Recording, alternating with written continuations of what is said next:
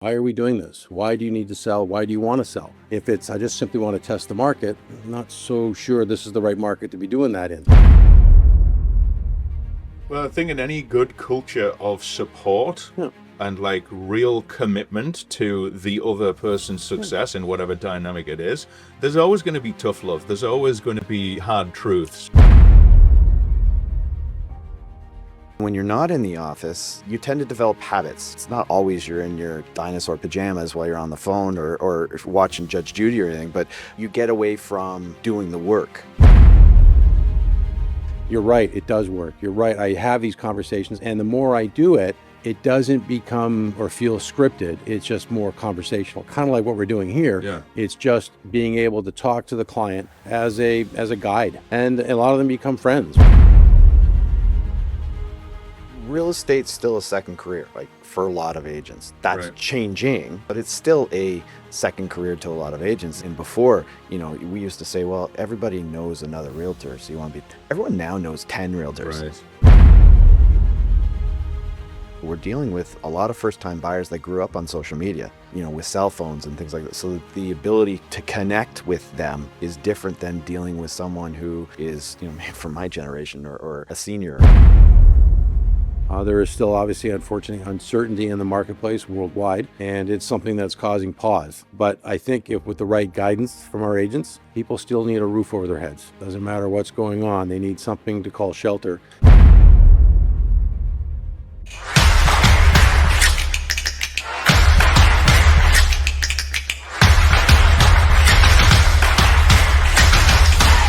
Dennis and John from Royal LePage Frank, thank you so much for joining me for this conversation.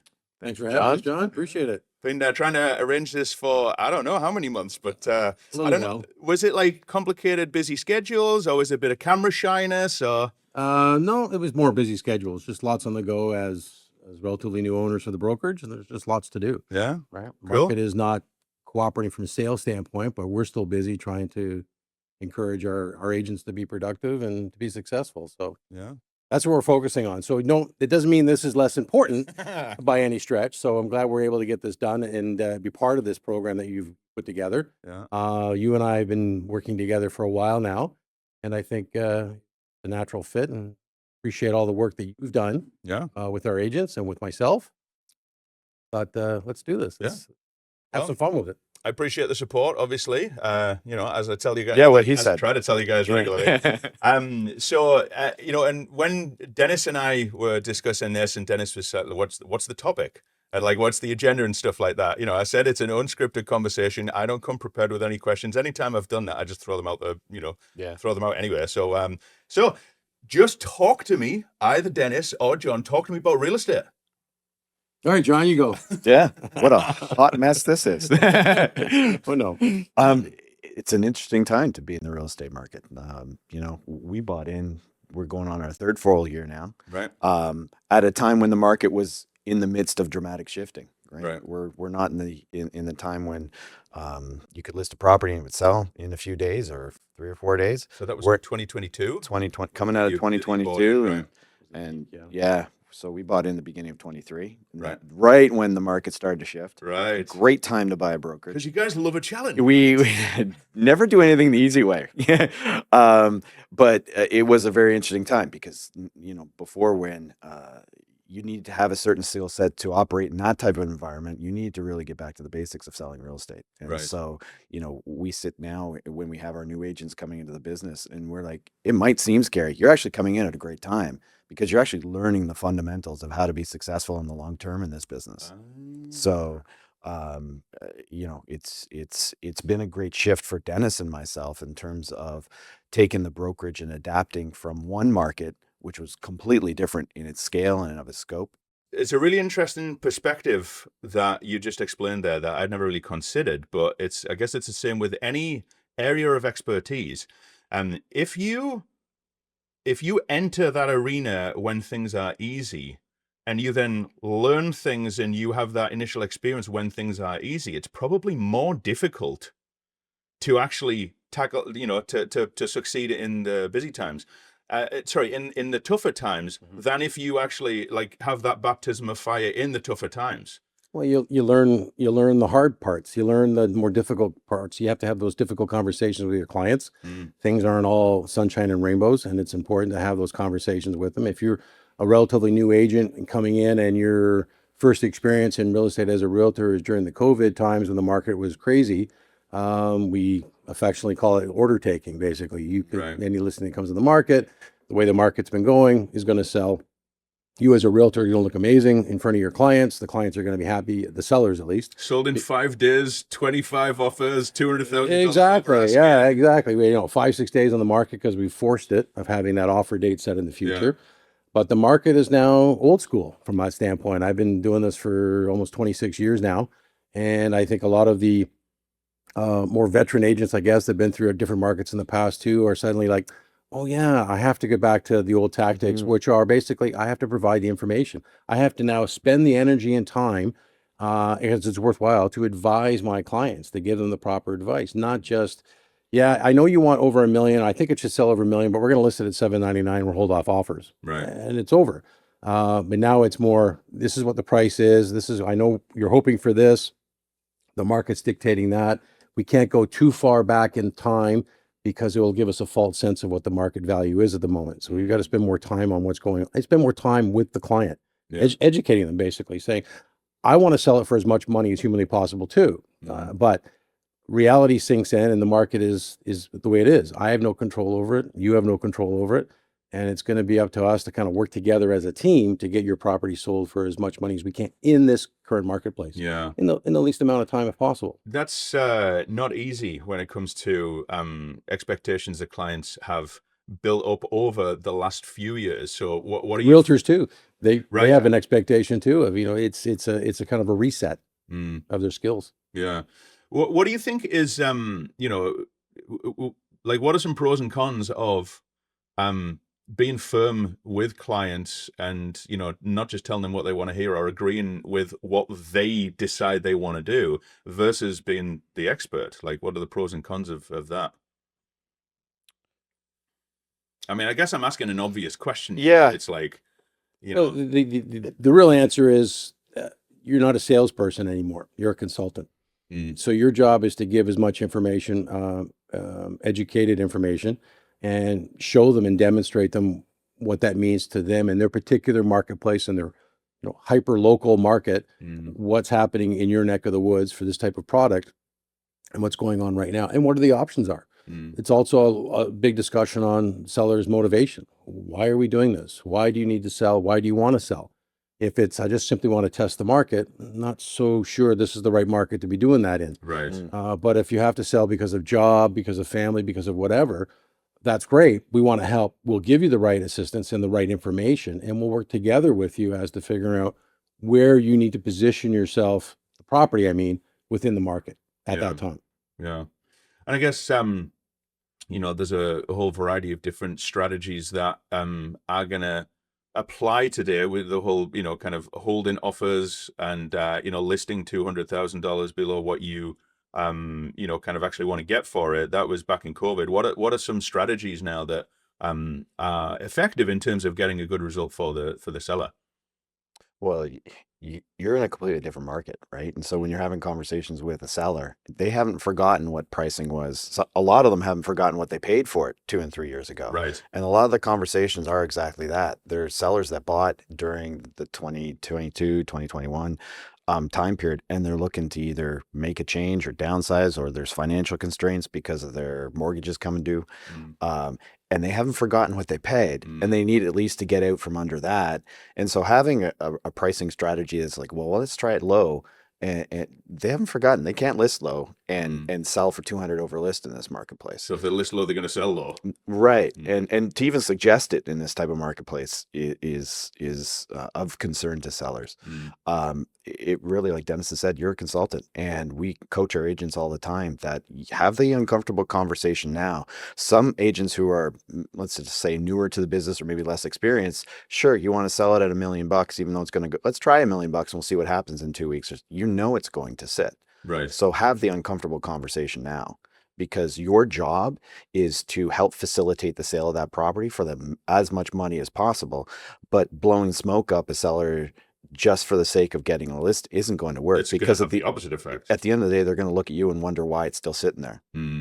Yeah. So, being a consultant, being a coach, being an advocate for your client, a few years you would understand motivation to sell, but you really have to get to know your client. It's a relationship, and you're working together in tandem to achieve the goal of selling this house or buying a house. Yeah, because I guess the dynamics about the sale are always there's levels to them that go way beyond what initially might seem like. There's a new job, or there's like this, or there's that. There's so much more to it. Moving parts. Yeah. There's things beyond the real estate itself and their own particular, and we as agents and realtors need to, like consultants, talk to the clients about what's more important to you, what's the most important thing to you at this moment, and now how can we position the property? What can we do from a staging or from professional video photography like you guys provide to make your property shine as much as possible? Because there's a lot of competition right now.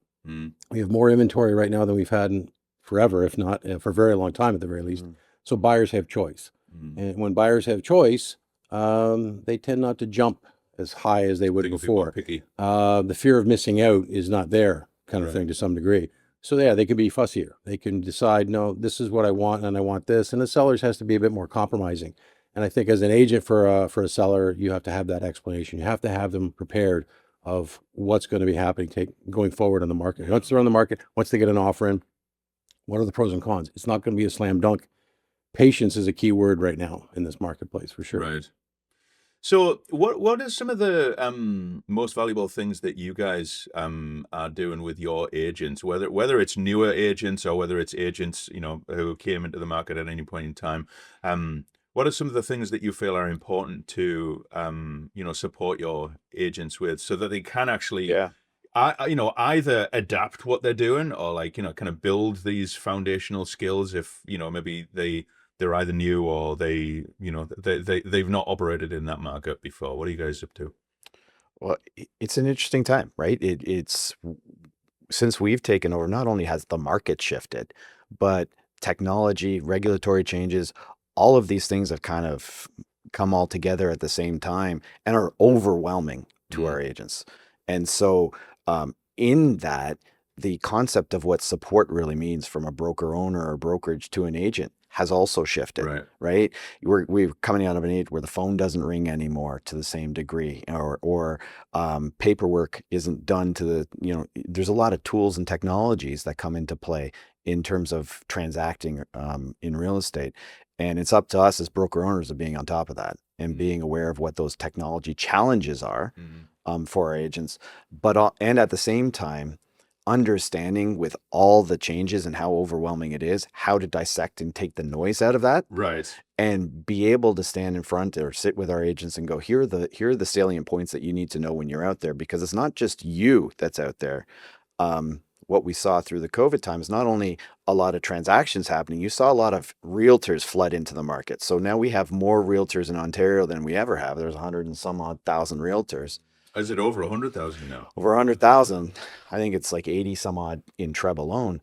Not all of them are as well trained as you. So not only do you have to be aware of the rules of the road when you're out there, you're probably going to encounter an agent on the other side that might not be as experienced and might not be as knowledgeable as you. And we want you to be aware, because you might have to be a bit of not a trainer, but a mentor to help bring the two sides together. Yeah. And so as broker owners, it's important that we're kind of the calm within that storm, to be able to take all the change that's gone on in this industry and kind of calm the waters down. So you got this. It's going to be okay. Here's the things you need to know. Yeah, and I guess when you say dissect it, I think that's a great way of looking at it. All the information's out there. Any agent could kind of look at what's changed in terms of legislation, what's changed in terms of market dynamics and economy, but how does that actually relate to this specific transaction that I have got going on right now? Right. Yeah. So what does that look like then in terms of your mentorship of agents, and not just kind of doing like a monthly presentation or whatever, but presumably, well, I know from everything that I've seen that you're really hands on. So what does that look like? Yeah. So the two of us are very immersed into the market, into the day to day with the agents as well, and obviously when we want to be very accessible to the agents, in our brokerage to reach out if they have any questions or concerns. But some of the things that we've started doing to help them through this, give them that skill set, is bringing on business coach Vicky Sweeney, sits down with them one-on-one as from an accountability standpoint and sees where are you spending your time and energy? Where can you be spending some of your marketing dollars? What you should be focusing on now to try and translate into some increased business. Right. As far as newer agents goes, I mean, we have a Compass training program that our trainer Bonnie White runs and facilitates, and we oversee as far as the curriculum goes. But be able to talk about certain things that are going on in there, and giving the newer agents coming out of Humber College the skill set to hit the ground running and to try and turn that around and get some business, get some revenue coming in from their standpoint as fast as possible. Right. Sales contests are also helpful too, as far as motivating. We've been doing a couple of those, and we're currently in one right now to try and help motivate and try to make it a bit of more of a fun, pleasant experience. And I know top of mind, I guess, as well. Yeah, I kind of motivate them to the standpoint of, I mean, just to do some of the basics and be consistent, especially with providing information to their clients, follow up, but also realizing, okay, during COVID or during those peak times, I could get away, maybe be a little bit more lazier, we'll say, and didn't have to do certain things. But now I have to get back to it, and I have to get back to the grind and kind of do the basics over. Good thing is, as I always joke, it's not rocket science, and there's no heavy lifting in real estate. At least you can do the basics, but do them on a consistent basis, and you'll be successful. But not only that, ultimately you provide a much better quality service to your clients. Right. I guess it's easy for agents to get distracted from those basics, though, with all of the shiny new stuff that's going on, whether it be stuff, that, like, strategies that other agents are either using or still using when they shouldn't be, or whether it is like new technology, new brokerage models where, like, Similar, yeah. So one question that I have actually with what you described there about Vicky and the Bonnie. the business development support, and then Bonnie with the training. I'd be curious to know what's the uptake on those services. And I ask that because I know that not everybody understands the value of that. Not everybody not everybody feels that they want it. Like, as a younger guy, I would sometimes kind of feel like I don't need to go on that training thing. Like, I know what I'm doing. As I got more mature, I realized that actually that's a really friggin' arrogant position to hold. But, like, how many agents participate in that and take what you're giving them? Well, that's a great question, because I think, COVID did a lot of things in the COVID that time frame, right? We told everybody to go work from home, so everyone set up their own at-home work. Like the culture of right. So people weren't coming into the office. People weren't, and when you're not in the office, you tend to develop habits. You tend to develop habits, in your right? Dinosaur pajamas while you're on the phone, or watching Judge Judy while you're on the phone. You get away from watching Judge Judy or anything, but you get away from doing the work. Yeah. And if you're not in an office, and that's one of the benefits of being in our offices, is prior to COVID, we had great culture and a great synergy in terms of collaboration of spirit and wanting to help each other out, whether it be, we have this situation, how would you handle it, kind of thing. Yeah. Hey, let's go and ask, him over there, because Absolutely. he recently had a client who had the same issue. Or I want to do an open house this week. I'm not available to do it. Is there anyone around? Like, connecting people together became more difficult. And so being in an environment where you need to get back to the fundamentals of how you do this job, sometimes it takes someone to have one or two really bad years and go, holy, I had my best year in 2022. What's going on? Well, what are you doing? What's your business plan? What do you mean a business plan? Most agents don't have one. And so focusing, you got to plan the work to plan and work to plan.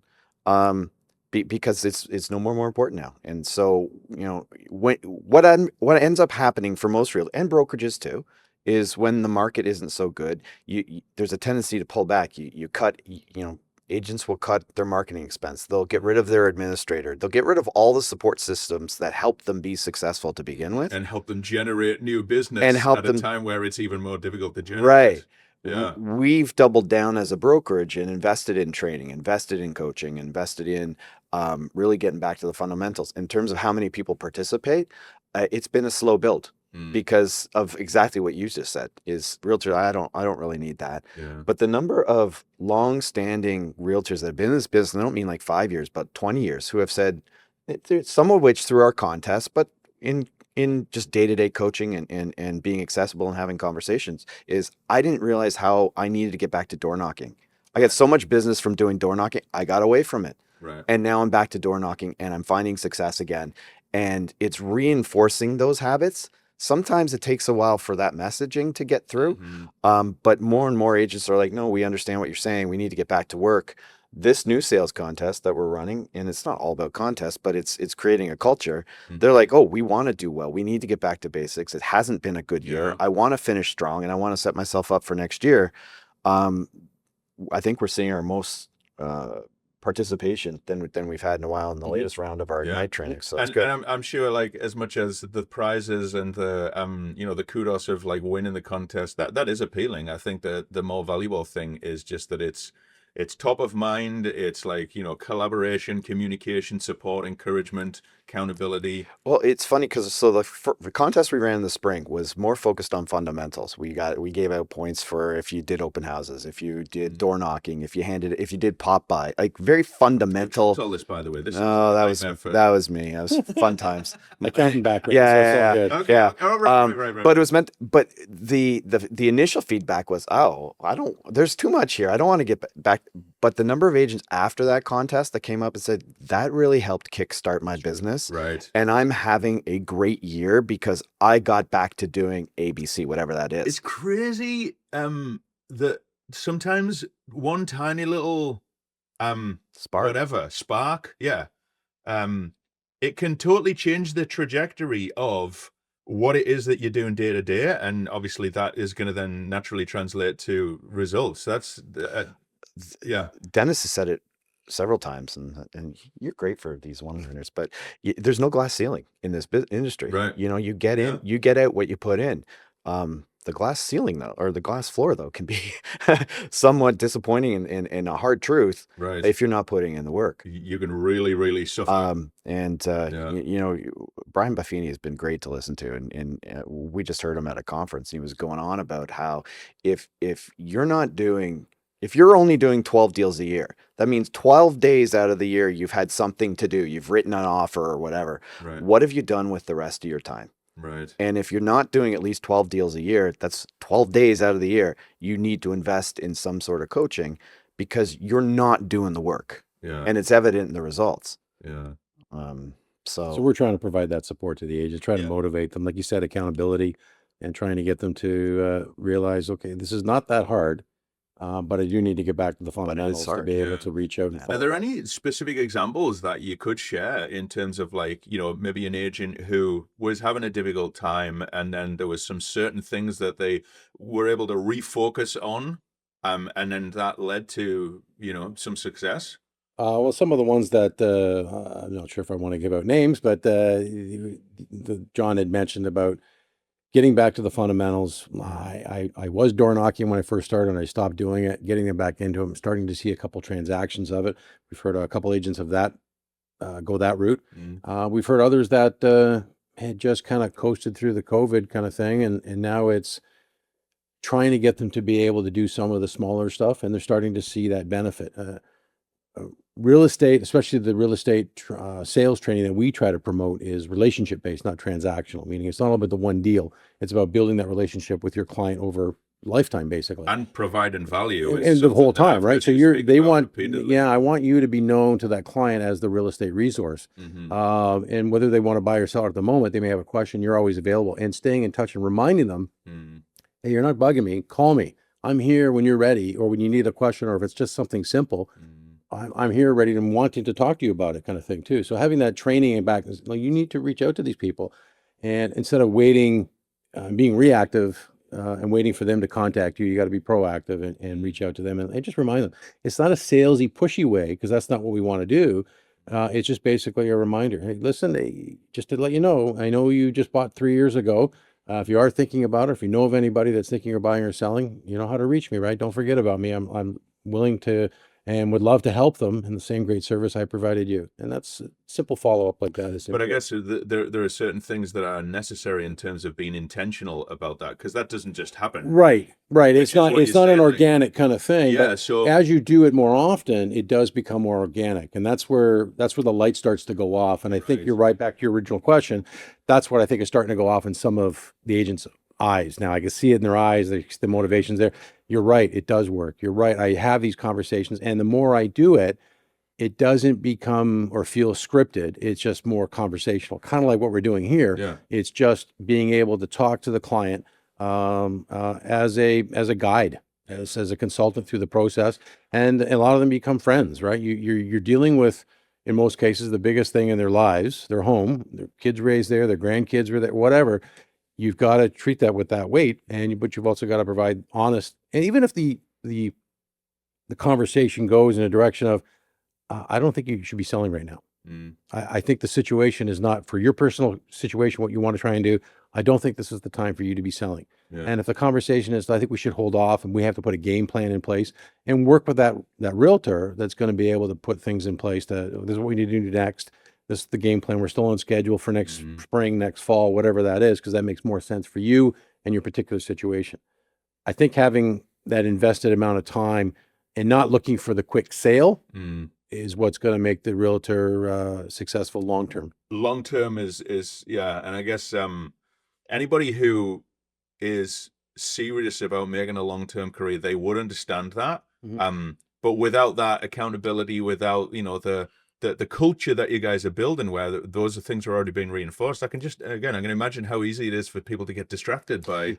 Real estate's still a second career, like for a lot of agents. That's Right. changing, but on average, it's so How people. is it changing Oh, you're getting a lot of younger people coming into the business to make a full-time? who come out of high school, or they come out of Right. they haven't had an established career. They want to get into real estate. Okay. So we've had a couple of great examples of newer agents that have done that, but it's still a second career to a lot of agents. And so when you sit down with them and if they've been in the business a while, you know, repeat and referral is always the goal. You want to get to a repeat and referral type of business, but what that means has changed so fundamentally over the last several years. And before, we used to say, well, everybody knows another realtor, so everyone now knows 10 realtors, Right. right? And so how do you differentiate yourself and how do you stay top of mind? And it isn't transactional anymore. It isn't those hard skills of want to show a house, do a deal. You have to have those soft skills. And it's not something that comes easily to a lot of people, but they're necessary because you need to find different ways to stay top of mind with people.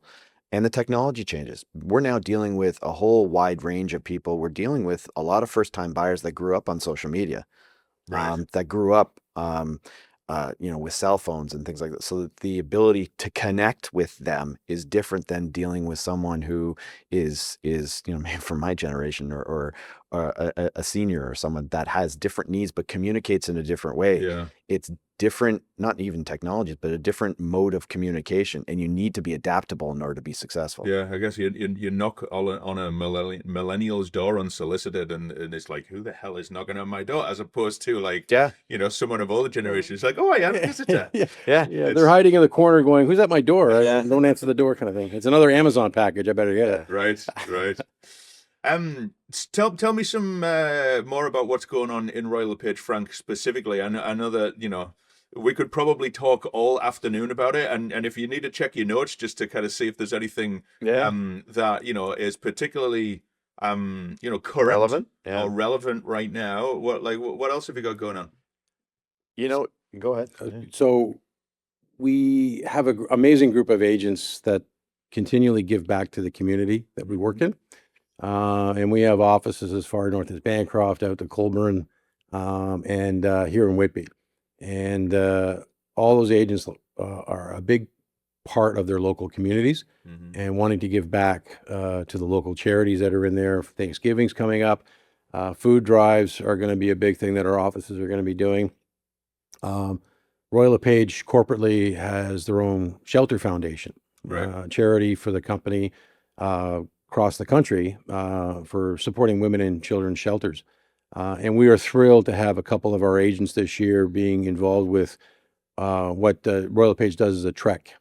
And this year it's going to Cambodia for 5 days of trekking in the wild with no access to anything.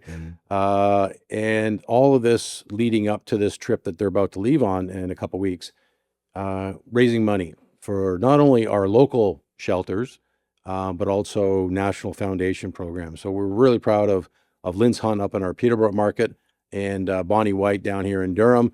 Both of them combined have raised well over $40,000 so far. So it's amazing, and we're very, very proud of them. And we're very proud of all our agents because giving back to the community where we work is so vital. It's so important. I've always wondered, is there something about real estate agents and the type of people who get into real estate careers that, makes them more inclined to be generous and to give back? Because I'm not sure that there's another, industry or career or whatever that is quite so keen to give back as real estate agents. It's an interesting phenomenon. We've been very fortunate, Dennis and I, of taking ownership of a brokerage that's always been of that spirit of giving back to our local charities, being involved in the community. I think by nature, the public, people in general, like to work with people that give back to the communities in which they live and work. I'm not sure if it's unique to our brokerage or the industry in general, but I think real estate agents understand the connection to the community is so important. Yeah. And so, coming into us taking ownership, we built on what we already had, which was a group of very giving people. And it's not, the Shelter Foundation is our signature support system, but many of our agents and the brokerage as well have gotten involved in other initiatives. We've gotten involved in the Peterborough Dragon Boat Race to help raise money for the Peterborough Regional Health Center up there.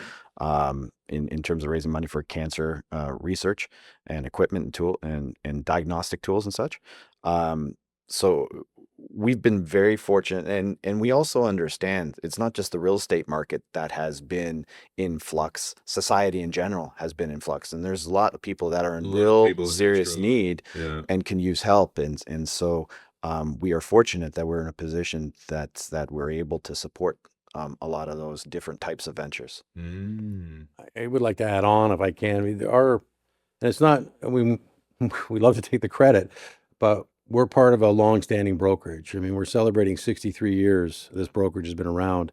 And if it wasn't for people like our founder, Walter Frank, owner Rick Seawick, the leadership, the management in the past, the agents in the past, the hundreds of agents that came before us, Debbie Giesland, our most senior manager here in our Whitby office, and the rest of our leadership team and our supportive admin staff. It's all part of it's a team effort kind of thing. We couldn't be happier that they're part of this venture for John and myself, but also the way their attitude is and giving back. And the brokerage, and one of the reasons I got into this brokerage is I had another franchise before. Okay. And I sold it in real estate? In a real estate brokerage. Yeah. I sold it to Royal LePage Frank back in 2013. So 12 years ago. And I did that on purpose. I probably could have got more money for the brokerage at a different buyer, we'll say. But I wanted to work here. The reputation for the brokerage, and kudos to the management and the ownership and Walter Frank way back when. And I was lucky enough to meet Walter Frank way back in the day. The attitude that they have in general towards not only their agents, but also their clients, and the relationships they built over those decades were crucial. And that's something that was important to me when selling the brokerage. Not only me, but the agents that I have with my older brokerage I would think they would be happy. And for the vast majority of them, well over 90%, it's a good fit and they're still here. And I think that speaks volumes to the company and the history of it and what led us to this point now as owners of the new company. Yeah, no, I think your initial question was what's going on here. Yeah, like well, so I mean, I can see that. I can see how a healthy culture is an aligned culture, and I can see how all of the different priorities that you focus on in terms of it being a relationship business and about supporting agents so that they can support their clients and, do it with sincerity and, for their best interest. And then this other thing that seems kind of like, out on a different limb, like supporting the community and doing what you can to give back. I think there's a lot of alignment there. And that's probably why the culture is so strong. What else would you say is, part of that? Well, I think when times are really tough, I think, and the market hasn't been great the last couple of years, I think getting by has been, brokerages have been under intense pressure, not only from competition, but from the market itself. Um, we've been looking to grow. We've been looking to attract top talent. We've been looking to expand into different markets. And last year we opened up into Curtis and opened up into Northumberland, markets that we hadn't been in previously, but we saw the evolution of where our clients were migrating to. They're coming from the west through into Durham, and they're moving out east. So are our agents. We see a lot of our agents moving that way too. So we opened up into markets that strategically fit with our growth strategy. Um, and we've been looking to attract and get our message out that we're a destination brokerage, and we're looking to attract like-minded professionals that are looking to make this a career, not necessarily focused on numbers, although those are great. But we're looking to grow and help coach the next generation of real estate professionals. And we've been aligning our strategies within the brokerage in order to be successful with that. Yeah. And even like, there's an alignment there about how, someone from Whitby could go and sell a house in Boccagen Yeah. or whatever, but like to actually have agents who are embedded in that community is an entirely different thing. Talk a little bit more about that, because I know that was a big part of it as well. Like you didn't want to be some kind of central monster brokerage that send agents out. It's more of a strong roots in the community but connected. What are some things that you've been able to build with that principle in mind? Well, I think, I know when John and I first got to the company, we both worked for the company now for over 10 years each, and got to know the agents. I got to know the admin staff and the existing managers and all that kind of stuff. But there seemed to be a disconnect between some agents in our branches, different offices, not knowing other agents within our company. Right. So there was a sense that we weren't as big as maybe they thought.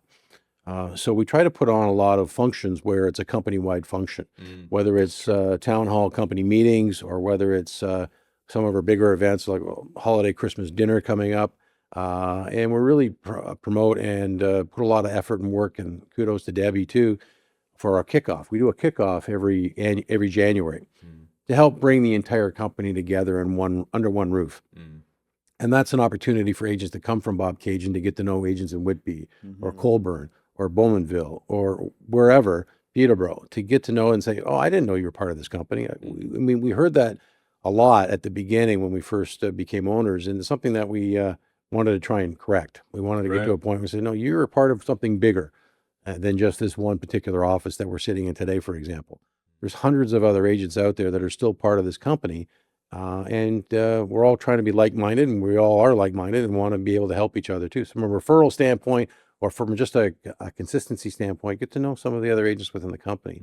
So trying to promote that we are bigger than just this one particular office. I mean, we have 16 offices altogether, including a sub-brokerage up in Peterborough, and allows us to have a geographic reach that's huge.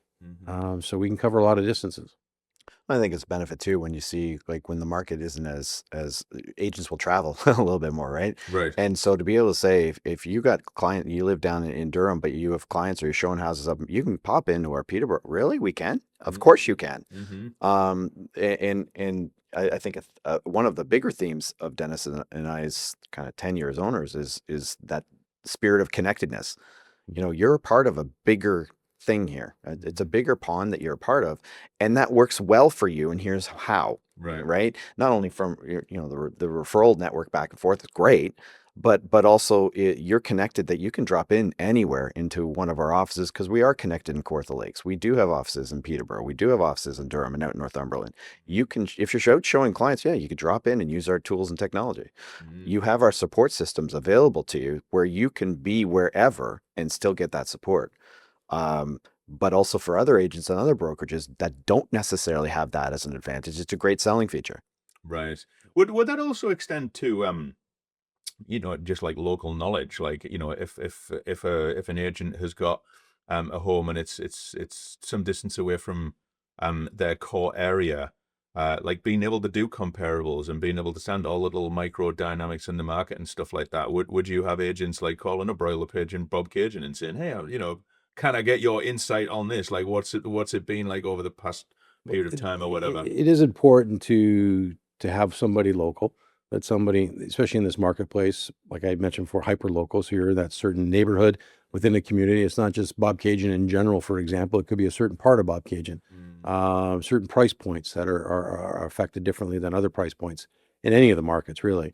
But we have that capability of having agents, and again, like I said, it covers a vast geographic area. And they work and live in those particular markets. So they know it quite well. They know exactly what's going on, and they know how to position your property in the best light, the best price point, and the best marketing in that particular area.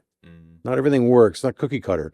It's got to be a little bit more thought and energy put into that particular area, what's going on, And the network and the the product collaboration. and the size of the home and the price point. Yeah, all those things come into factor Yeah. for sure. So what else do you guys feel is important to, like, anyone who's watching this who is not aware of all of the different things that Royal LePage Frank are doing? What would be some other things? And I'm being intentionally vague, right? Because Sure. I wanted to give you guys the platform to share what's going on. Like what are some of the things that you think are important in real estate right now that you guys are into? The most important thing I think right now in real estate is to be able to trust your realtor.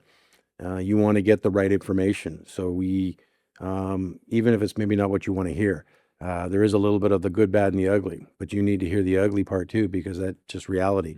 And having our agents, knowing that we support them to give the right information, even if it's not all warm and fuzzy. We don't want to give the client the wrong impression or give them a false sense of something. It's not all doom and gloom, don't get me wrong, but at the same time, they need to have they're selling a big thing in their property, in their lives, their house. Stakes are high. And they need to make sure that they're making the right choice. And again, we have in this industry, right or wrong, as a salesperson, we have a reputation industry-wide, and it's not always the best reputation. We're in it for ourselves kind of attitude. We want to sell it for the most money in the easiest amount of time and move on to the next transaction. That's why I said earlier that we want to encourage our agents to be more relationship built with their database as opposed to transactional, because if that's not the one that's going to sell right now, maybe they'll sell in the future. And the way you handle it, as far as a referral business from that particular client, letting other friends and family know that, no, you got to use John because he's really good. He's just going to tell you the facts. Calling ourselves salespeople has probably hurt us more than helped us over the years. And now we're able to designate ourselves as realtor, real estate agent, which is what the industry really knows us as. Consultant would have been a nice term as well, to be able to provide that information and know that you go to a lawyer, you go to a doctor, you're looking for advice. You want to trust what Here's they the say. problem. What do you suggest? And that's really what we want our clients, our home buyers and sellers, to be able to come to our agents and say, I trust you. I trust your opinion. Here's my situation. I don't want you to be heavy on the sales. I don't want you to pressure me. The pressure is a big word. I don't want you to pressure me. I want you to just give me the facts and give me your honest opinion. You're here. You hire us as realtors as a market expert. So let us explain what's going on. You may not like the answers. You may I want to sell my house for $1 gazillion, but and I don't need to do this staging, or I don't need to do those photos or videos or whatnot, or drone or whatnot. But these are all tools that we are encouraging our agents and exposing them to other, like yourself and like other professionals, to bring to the table, to allow your clients to be able to sell for as much money as possible with the least amount of hassle. I guess right now, the competitive nature of the market, it's more important than ever. Exactly. So there's lots of sellers. You could say it's shifted into a buyer's market. There's more choice, and There is still obviously, unfortunately, uncertainty in the marketplace worldwide, Mm, and it's something that's causing pause. mm, And but I think if with the right guidance from our agents, people still need a roof over their heads. Doesn't matter what's going on; they need something to call shelter. And whether it's leasing or buying or whatever that might look like, or wherever it might look like, reach, even if it's not in our marketplace, reach out to your local realtor from our company, and they'll be able to guide you with the right information. mm. We've had lots of clients that would move, especially in the heyday, would go out east, for example, to Nova Scotia, New Brunswick, and so on. Reach out to your agent here that can guide you and find the right professional to help you, like-minded professional out there to be able to give you the right assistance too. Mm. No, it's true. I think there's, in terms of this industry is so nuanced. And, I think it's important that, we're in this instant access, soundbite kind of world where Information's all there and there's available. so much information and so much overload of information, and you doom scrolling, and you come across this TikTok or whatever, and we're hyper focused on who our customer is, and our customer isn't just the public at large, it's Mm, the agents in which we employ within our brokerage. And it's important, there's so much in terms of buzzwords that go around in terms of what training and what support means, and what, unfortunately, you get into the selling sunsets, and people get exposed to what real estate really should look like in This this glamorous glamorous, kind of yeah, world. That's not what this is. yeah, And I do think a lot of people got into this industry um, off the backs of that, and seeing right, how if I sell a couple deals a year, it's gonna be great. I'll make 100 grand. Things are just flying off. This is gonna be awesome. yeah, And the real world of real estate isn't that. and yeah, and understanding what training really means. And we kind of say, Humber, or the real will teach you how to get a license. Our job's to teach you how to be a real estate agent, and real estate agent not just for today, but to be sustainable into whatever the market's going to look like in the future. yeah, The fact that we've been here 63 years is a testament how we've seen it. We've seen it all. yeah. You've weathered And the and storms. so there's a certain stability and trust in terms of how we approach the business, that I think it builds trust within the realtors that are within our brokerage, but others that see us. Um, Other companies come up to us and say, "I don't know how you do it, but we've tried to recruit from your broker. It's very difficult." Yeah, And it's very difficult not because we use buzzwords like training and support, but we're always looking to evolve. We have to evolve what it means to offer support to our team and to offer support to the community. That comes into kind of revolutionizing what it means to be front desk administrators, what it means to be managers and co-owners. You always have to be looking to evolve. And I think we've done a pretty good job mm, weathering the storm of the market and looking forward to what we think the market should or could look like, and preparing the brokerage and our agents accordingly. yeah. And Um, adapting to what it is as opposed to what it was. you have to be Yeah. adaptable, Mm, right? I come from, my background's finance, but I've worked in retail, I've worked in consumer goods, and it's a world where continuous improvement it's the difference between being profitable or not. mm, And it applies anywhere. You have to always be looking to improve upon what you do. Otherwise you get complacent, yeah, and complacency builds dangerous risks of being not successful in the future, because there's always someone building a better mousetrap. And so you got to be looking forward, and applying what you have today, and the technologies and the support and the tools, and making sure our agents understand and how they can communicate it to their clients, yeah. but also looking forward. Like, AI is a big thing Oh my that goodness. that Yeah. you get into, and you say, well, how can that incorporate? Oh, it'll help me write a better email. It's so much more Mm, than that, and it's going to change the industry. And how can you incorporate that into your brokerage? And how can you incorporate, if you're an agent, how do you incorporate that in your business? and It's up to us to yeah, be stewards of that. yeah, and figure out how to use it as a tool Right. to assist with the fundamentals of real estate rather than using it as this thing that's going to completely I It think gives you a take things off competitive. the It gives you a rails. competitive edge as a realtor too, in comparison. But you can't ignore it. Yeah, It you, is. you It can't is. ignore it, but I think I'm expecting that there will be things that go on where it is being used for you know again, just speaking about the fundamentals of real estate. I can see it being a massive distraction in a lot of ways, but if people use it as a tool to build and improve and bring more value to those fundamentals, I think sky's the limit. I think whenever there's change, whenever there's something new, it does create that distraction that you said. And I think a lot of our training or our information that we provide our agents is, don't be that, squirrel. You've got to be focused on the basics. Yeah. And you can not ignore it. You don't want to ignore AI. You don't want to ignore the tools, because you can leverage them to make yourself more efficient and make yourself more productive. And that's how you should look at it. Not to take away maybe some of the tasks that either I don't want to do or I don't think I'm very good at. But this is still a people business. Even though there's a lot of virtual part of it, you still need to earn the trust and build that rapport with your clients. And that's AI will try its best to do that for you, but it's not going to come down to, It's not human. no, if I was to list your house, John, right now, and you and I have known each other a long time, I trust you to make me look good on these things. No pressure, by the way. But I trust you to make the listings and things, because you're an extension of me as a real estate agent for my clients. You're an Right. extension of me as part of my greater team. And I put a lot of emphasis on that when I'm talking to my clients.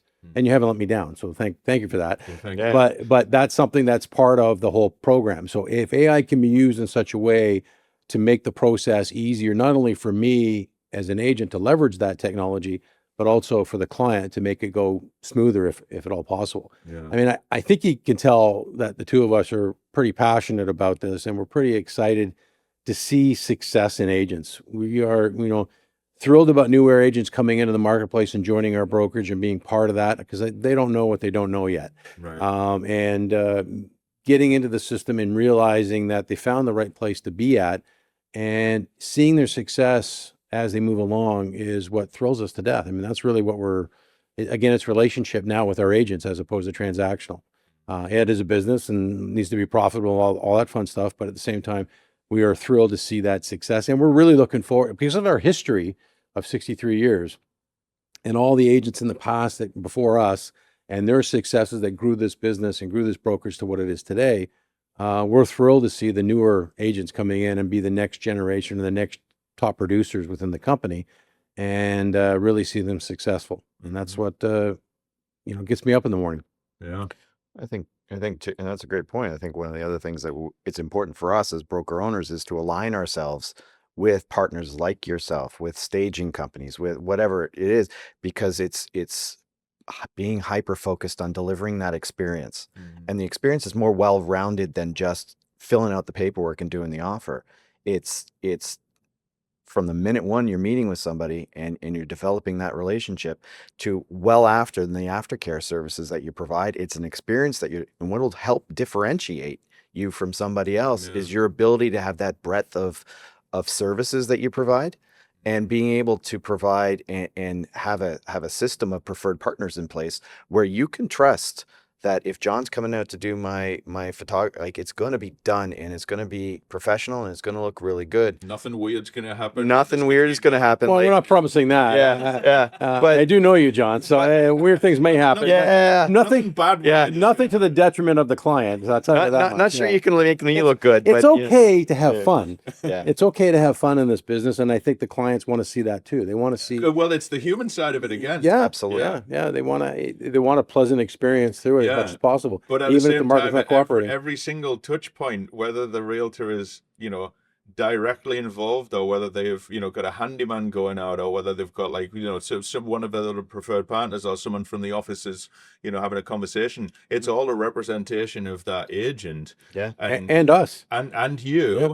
And it's all going to create that impression of whether the seller trusts the agent or not. Back to the experience. It doesn't take much to throw that experience off, right? Oh, yeah. And we're in an instantaneous world. If you're not happy with something, there's a lot of modes in which you can express your frustrations. That's true. And you have to be aware of that. And it's important as broker owners that if we're aligned with partners, the partners that we can trust, to stand up and go, no, you need to call John and his team, and they'll take care of you, and you can trust in that.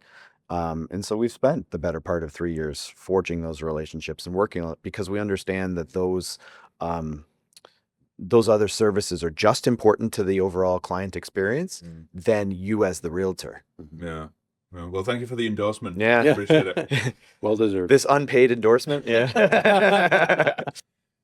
So, We're back coming into it. out of 2025 into 26, like what's going to happen, like with real estate, and what do you guys, got planned to roll with it? So I think you're seeing in most of our marketplaces, there's a swath of listings. So inventory has never been higher, and Dennis alluded to that a little bit earlier. And so it really is a buyer's market right now, and buyers have choice. And until that changes, until some of that supply comes down, we do know that there's pent up demand. It's been building for the better part of the last 2 years, and so we know at some point the demand will come back. I think what we're seeing and what's holding that back is consumer confidence. Not sure what's going on in the world right now. What does it mean when, you start hearing some of the noise that's coming from down south? What does that mean? How is it going to impact us? Maybe we should hold off. Interest rates have been coming down. Are they down to pre-pandemic or pandemic levels? No, but they are at a reasonable level that should make it enticing for buyers to engage in the marketplace. We see a lot of first-time buyers coming into the market, and so what will gauge our success moving forward is those first-time buyers actually transacting and buying homes. I think what you can see and what traditionally happens is you see somewhat of a softening through the winter time. December, January, February is typically Right. soft. I don't think that'll change.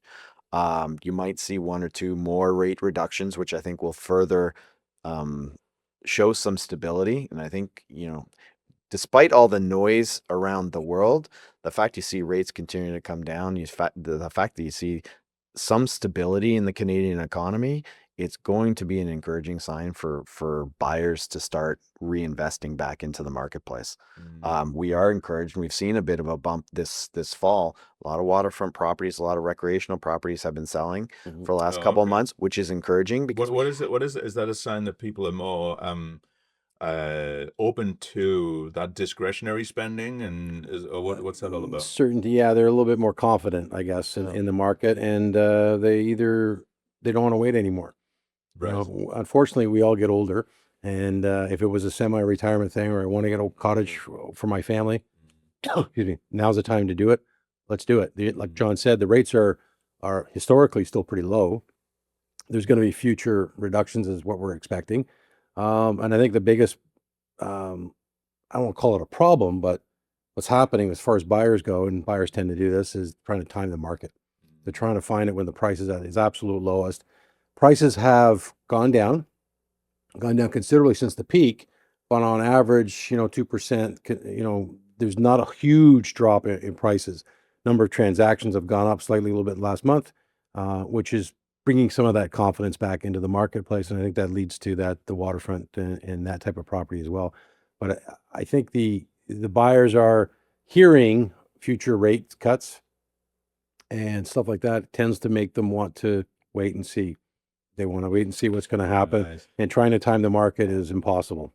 I think, again, we're in this business of what's, predictions and what's it going to look like. I was hoping you would tell me exactly what's going to happen. You're not doing that. Well, and here's the thing: we all crystal ball. We were here a year ago, and the number of prognosticators and even some of the most brilliant minds in the real estate industry were saying, hold off, the winter's going to be strong, the spring is going to be, we're going to have a very strong spring up here in Canada.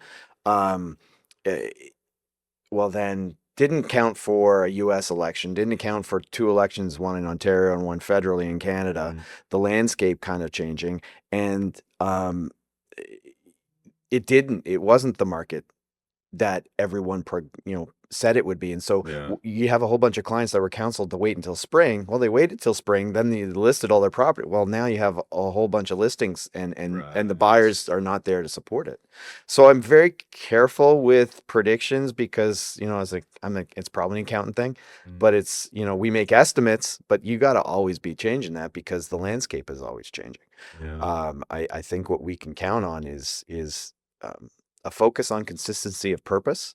So the realtors that have success can be successful in any market. It's just your ability to be flexible and adaptable to the market that you're dealing with. And so we know that there's buyers out there. We know that that market will come back, and positioning the brokerage in a way to be successful and our agents to be successful when that market does turn. Right. If our agent has the skill set to properly advise the clients, they'll do well, they'll thrive. Yeah. And it doesn't matter what really was going on in the marketplace to that degree. If you had to like, and this is going to be repeating some of what we've already talked about, but like, what would you say are the 2 or 3 main things that realtors can be doing coming into 2026 to set themselves up for success? Well, the first one is we should be doing all the time, which is managing our clientels, our database, as we call it, dealing with and reaching out to our clients, reaching out to our past clients, reaching out to our friends and family that may be considering making a move, and starting to have conversations. We can't say what's right or wrong until we know their particular situation, Right. but letting them know that they're available to sit down with them, to start the process. It's not an impulse thing normally, unless you're remember COVID days were kind of like felt like an impulse sale. It's a process, and someone just you usually wake up tomorrow and suddenly go buy a house. They start talking about it. They start going online, seeing information. They're trying to educate themselves online, which is fine, and you can do that a lot easier now than you could ever before because of technology and internet and whatnot. The problem is understanding the information, being able to put it in the right focus. And that's where you need one of our realtors to kind of sit down with you and go, yeah, I know you saw that nice little topic or speaking point on that website, but it was talking about something completely different from your situation. It's not going to relate. Reminds me of I forget what context I heard this in, but somebody, it might have been Alex actually, said one of the most dangerous things is somebody who has enough information to think that they know what it's all about. And that's what's really happening, right? They're convinced. My own kids, for example. I mean, you have a certain age group where you get enough information online. The other problem is what's accurate, what's true. We're living in a day and age where you can't trust anything Or you what read. are the other factors that actually And what's AI? outside of- What's fake and what's real? Not to go to the fake news ad, but you can't figure out what really is going on. Yeah. And I think that's a huge advantage for us as real estate agents, especially our agents in our brokerage, to be able to have that knowledge going in, saying, I know you probably, there's all kinds of apps. I'm not going to give out the names of apps where clients would go, well, such and such app said my house would be worth this, or such and such app said I should be only offering this on the buy-in. There's so many algorithms that are unprocessed, and I mean it's a good kind of a starting point to have the conversation. But you're dealing with people, and you're dealing with a human factor, and things change on how much weight does the algorithm give to the list price? How much weight does the algorithm give to this? And that's where a human being, a human realtor, will be successful. And, we don't have to fear for our jobs. We're going to be here because we're going to be needed to be able to find our way through that chaos, that mess, and figure out what the real answer is, what the real important information is. And that's something that, the average person looking online, they don't know where to begin. They don't have the experience. And then, whatever they do for a living, I don't do for a living. So, And no algorithm or a set of data inputs can fully understand any given situation because it's altered out. It's human beings. yeah. And, I joke that, 84% of all stats are made up. But you don't know what the, but whatever. well, I think I said 92% last week, but anyway, It's 67 in 2 days. Yeah, that's right. but that's the information. You've got to be able to sort through the noise and be able to figure out what they need to understand, need to hear, right? So relationships, what's one for you, John, that you would say that just need to be doing? And I think that's where Dennis and I work well together. Is sort of I bring that accountant mindset to right, and I'm like, you got to be intentional, you got to be purposeful, and you got to, if you hope to be successful next year and have a good 2026, you got to plan the work. What does that look like to you? Do you have a business plan? Where you spend your money that you do invest in your business? How much are you invested in marketing? How much are you invested in whatever it is? So that you can be what you've done in the successful. past too. Let's strip it all away. We know that it takes X number of conversations to turn into a showing or to turn into a deal. So if you're wanting to have 20 deals next year, how many conversations? Let's break that. Let's break it down into its manageable pieces, and then let's build your business back up accordingly. It's great. I want to have a record-setting year next year. what does that look like? Mm. And so in order to set yourself up to hit your goal, first you got to have goals, and you got to be intentional and have purpose in terms of every little thing you do needs to be in support of that goal. Right. And if you're not, it's just you're off, you're getting yourself off track. And so part of our job and as an agent, the biggest thing that they can learn or focus upon is what they want their goals to be, and the intention and the purpose involved in order to hit them. And then leaning into their support systems. What does that look like? As a brokerage, we've been focused on understanding pain points, not just of our clients, but of our agents. What are the pain points? Yeah, paperwork's a pain point. Okay, how can the brokerage support that? And we've been, it's still in flux, but we've been focused on adapting our administrative group to be more concierge focused, to be able to provide marketing pieces and things that they could use for their social media channels or their open houses. And we can take some of that burden upon, oh, now they have to go and find this or that. No, we got that solution for you.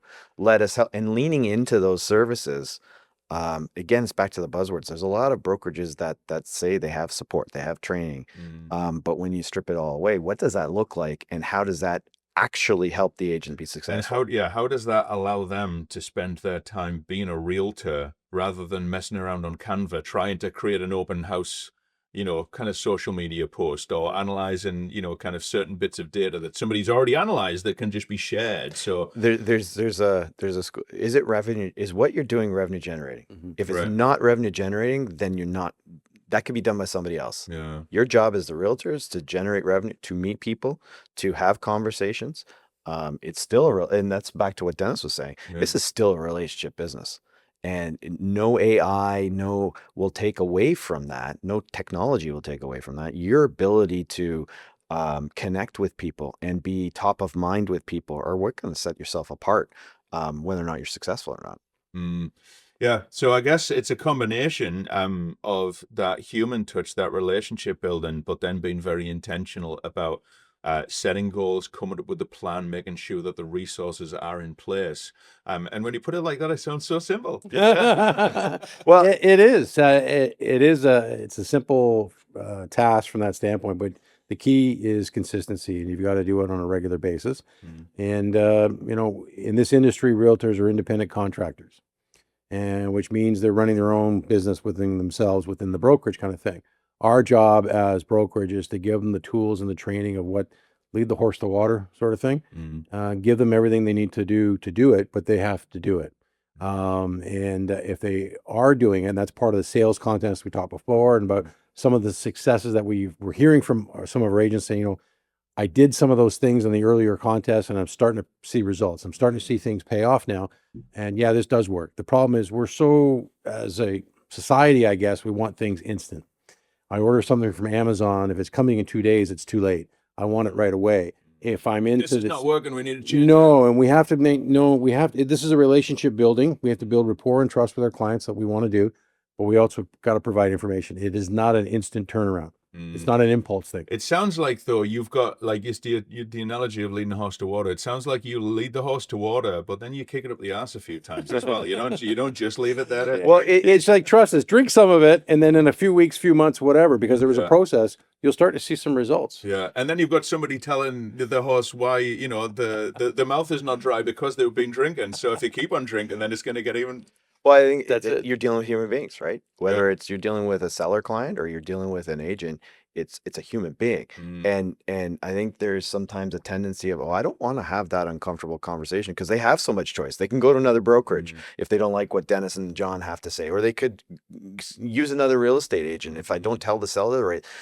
There's a balance of having the uncomfortable truth conversation and being supportive and empathetic and understanding what that person is either going through or trying to achieve. But then I guess the type of client that an agent would ideally work with is one who would respect them for having the integrity to say, to speak from a position of reality. And I guess the same is true for agents. Agents, if they're a good fit for this brokerage and if they are, really committed to their success, then they'll respect the fact that you're not going to just say, oh yeah, just go out and sell, 35 houses this year. It's easy. No, you're going to, be real with them. You got to support them. Yeah. Yeah. Yeah, and support doesn't necessarily mean whatever you want is that's the way, right? It's sometimes there are like, if you want to be successful in the business, you got to do the work. You got to show up. You got to be in the arena.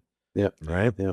And I think we've done a good job of balancing that. And if agents want to be successful, we can help guide them and coach them to be intentional of purpose and develop those fundamentals that will sustain them. We have agents, and we have few good examples of agents that, if they want to, can drop 10 deals whenever they want. They can turn off, they could turn on and Right. find success, and that works for them, and that's great. Yeah. But for most people, to find sustained success in any market, you have to have systems and processes in place and intentions in place, and be consistent with it. And Yeah. so sometimes having that conversation isn't, well, you're having your worst year ever. Well, why? Let's pull it apart.